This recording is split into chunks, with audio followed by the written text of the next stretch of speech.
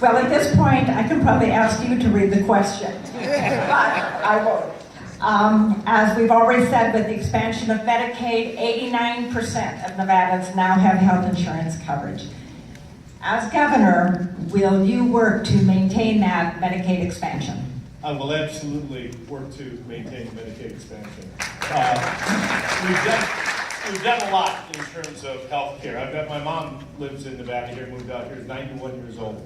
And I have a better understanding of the difficulties that seniors face as it relates to health care.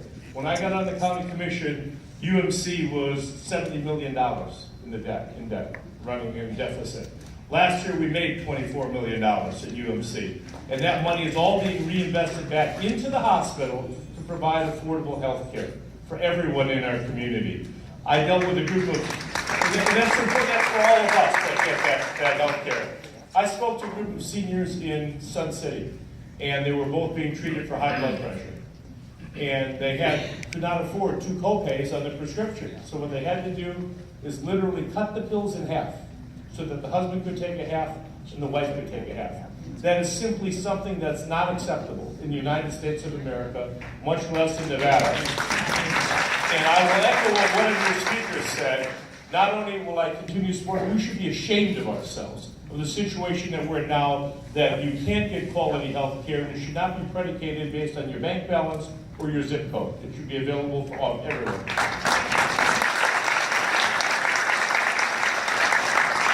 Thank you. Also, we've talked about the room tax revenues by initiative petition 1.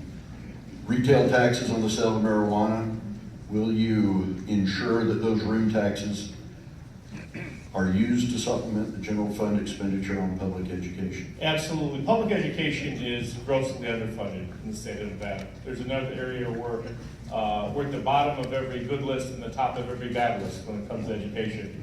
With IP1, what happened, they put the money in with their left hand and took it back out with the right hand, so no more money went to education. It was not supplemental, it was supplanted, which is not what the intention was.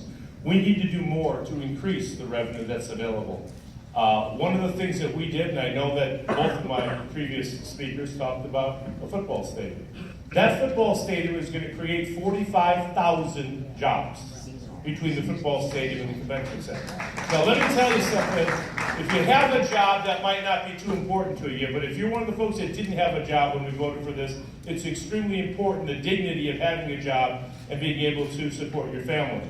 The tax revenue, the delta in the tax revenue that will come off that stadium is in excess of $35 million a year.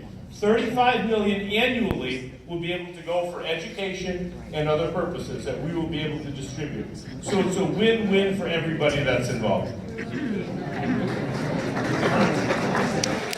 Again, are you committed to working? Are you committed to working with NCG as we move forward to improve transportation services? I'm definitely committed. RTC's got, I don't sit on RTC, my colleague does. Our big revenue producer is the Strip, obviously.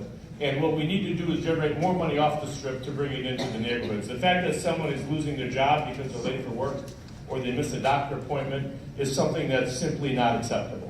We need to have quality and reliable transportation. Someone who's stuck on a bus for 2 hours or 4 hours is not something that we can accept as being reasonable for folks to do. So what we need to do is come up with a generation of revenue that we can put into that. Currently, there is not enough money going into paratransit or public transportation in the community. A lot of it has been focused on Las Vegas Boulevard on our tours.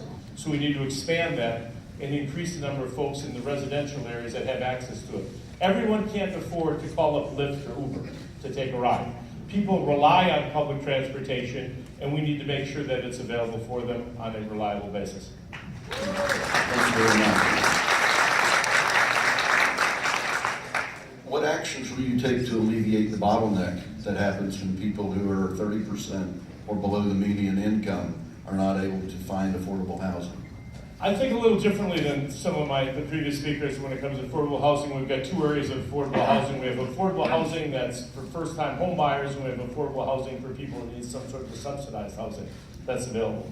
And I think one of the things that we can do to help in both of those areas, we have more publicly owned BLM land in the state of Nevada than any other state has. So what we need to do is have representatives that will acquire that land and subsidize, work with the builders. Give them the land at a reduced price. Right now, you've got developable land that's going for $400,000, $500,000, $700,000 an acre. It's expensive when you divide that up and put a house on there. When we've got federal land that we can acquire and use that land in order to build affordable housing and to build subsidized housing, we can go a long way towards making it more affordable for the people that need a place to live. Thank you.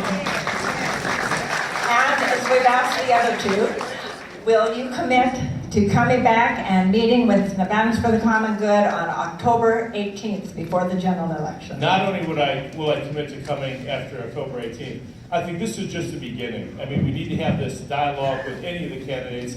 With the person who's actually elected governor, we need to continue the dialogue after November so that we can get some things done.